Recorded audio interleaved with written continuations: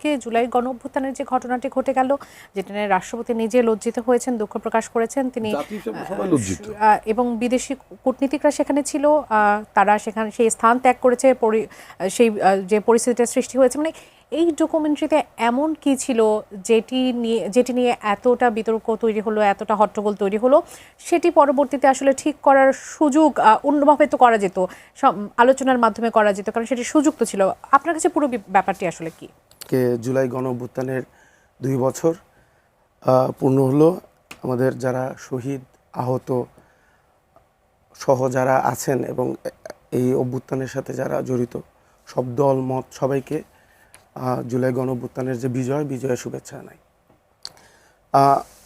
আজকে আমি যে আপনারা যে রাষ্ট্রপতির যে অনুষ্ঠানের কথা বলছিলেন, সেই অনুষ্ঠানে আমি নিজেও ছিলাম সকালে, এবং আজকে আমি 2টা অনুষ্ঠানে যোগ দিয়েছি। সন্ধ্যার সময় আমাদের একটা প্রোগ্রাম ছিল বিকেলবেলা সংসদ ভবনের সামনে মানিক মিয়া এভিনিউতে।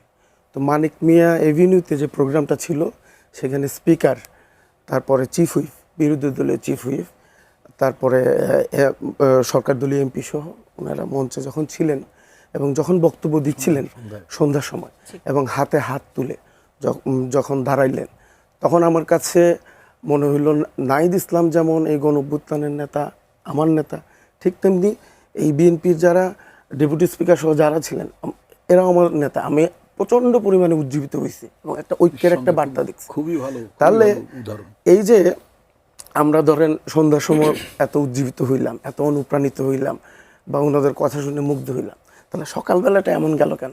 সকালবেলাতে ঠিক তেমনি আমি ধরেন সকালে ঘুম থেকে উঠে খুবই উজ্জীবিত হয়েছে জুলাইয়ের 2 বছর পূর্তি। আমরা গেলাম, সবাই গিয়ে বসলাম এবং আহতদের এবং নিহতদের পরিবারের যে কথাগুলো আমরা শুনছিলাম, খুবই আবেগ আপ্লুত হচ্ছিলাম। তো ওই সময়ে আপনারা দেখলেন, আমরা দেখলাম যে একটা ডকুমেন্টারি দেখানো হইলো। সেখানে প্রথম যে আপত্তিটা ছিল, জুলাইয়ের যারা আহত হয়েছিলেন এবং শহীদ পরিবারের সদস্য ছিলেন তাদের পক্ষ থেকে এটার প্রতিবাদ জানানো হয়েছে। সেখানে আমাদের সদস্য সচিব ছিলেন এবং মহামান্য রাষ্ট্রপতির বক্তব্যে এটা এসেছে যে আমাদের সদস্য সচিব সবাইকে নিবৃত্ত করেছেন এবং প্রোগ্রামের সৌন্দর্য ধরে রাখার জন্য চেষ্টা করেছেন, এবং আমরা আমাদের বক্তব্যে এই বিষয়গুলো তুলে ধরেছি। তো একদিকে যেমন আমরা দেখতে পেলাম যে মহামান্য রাষ্ট্রপতি এবং মুক্তিযুদ্ধ বিষয়ক মন্ত্রণালয়ের যিনি মন্ত্রী, তিনি যেমন দায়িত্বশীল বক্তব্য দিলেন, আবার অন্যদিকে দেখলাম আমাদের মুক্তিযুদ্ধ বিষয়ক মন্ত্রণালয়ের প্রতিমন্ত্রী এসে রীতিমতো সবাইকে ধমকাইলেন এবং যাচ্ছে তাই ব্যবহার করলেন। তো ওই অবস্থায় আপনার এখানে যারা উপস্থিত ছিল তারা আবারও উত্তেজিত হলো। তো আমরা ওই প্রোগ্রামে যেটা দেখলাম যে আমাদের ইতিহাসে বিকৃত করার একটা চেষ্টা। কোন বিষয়গুলোকে মনে হয়েছে আপনাদের কাছে? যে আমাদের কাছে মনে হয়েছে যে এই জুলাইয়ের যে গণঅভ্যুত্থানে কেন্দ্র করে যে ডকুমেন্টারিটা বানানো হয়েছে, সেইখানে আসলে তারা ইচ্ছা করে এই ব্যাপারগুলো স্কিপ করেছে। যেমন এখানে বৈষম্য বিরোধী আন্দোলনের নামে এখানে ব্যানারে অভ্যুত্থানটা হয়েছিল, আমরা সেই আন্দোলনে যুক্ত ছিলাম। কোনো একটা জায়গায় যে বৈষম্য বিরোধী ছাত্র আন্দোলনের ব্যানারে কোনো নাম নাই, এখানে 9 দফার কথা আসে নাই, 1 দফার কথা আসে নাই।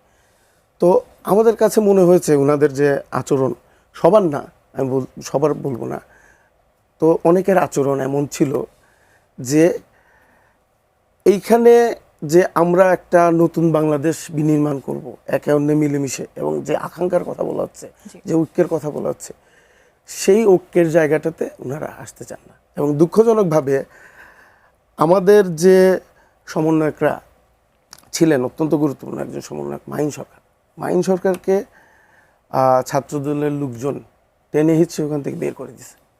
আপনারা এটা দেখতে পারবেন যদি ভিডিওটা দেখেন। তো এই অবস্থায় আমরা যেটা দেখলাম, আমরা আমাদের মতো করে গিয়েছি এই আয়োজনে অংশগ্রহণ করার জন্য, কিন্তু সার্বিক পরিস্থিতি যারা এটা আয়োজন করেছেন তাদের পক্ষ থেকে আমরা এই অনুষ্ঠানকে তারা ধারণ করেন বা এই গণঅভ্যুত্থানকে ধারণ করে একটা ঐক্যের বার্তা দিবেন, ঐক্য চান, এই বিষয়টা আমরা দেখতে পাই। কিন্তু আপনি তো বললেন যে স্পিকার এটা নিয়ে কথা বলেছেন, ওখানে স্বরাষ্ট্রমন্ত্রী ছিলেন, তিনি বারবার কথা বলেছেন, নিবৃত্ত করার চেষ্টা করেছেন মুক্তিযুদ্ধ বিষয়ক মন্ত্রী, তিনি বলেছেন, কেউ কেউ দুঃখ প্রকাশ করেছেন সরকারি দলের পক্ষ থেকে বা বিএনপির পক্ষ থেকে।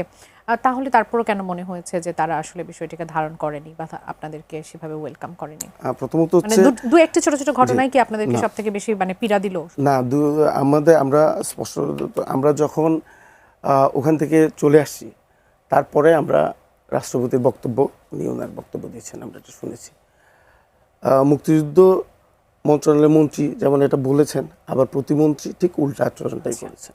এবং সার্বিকভাবে এই পরিবেশটা এমন ছিল যে ওইখানে অবস্থান করার মতো অবস্থা ছিল না। আচ্ছা।